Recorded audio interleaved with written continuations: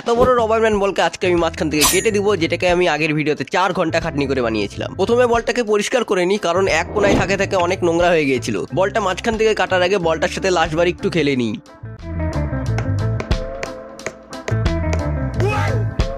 চলো এবার বলটাকে মাঝখান থেকে কাটা যাক, কিন্তু তার আগে তোমরা ভিডিওটাকে লাইক করে ভলিউমটা ফুল করে দাও।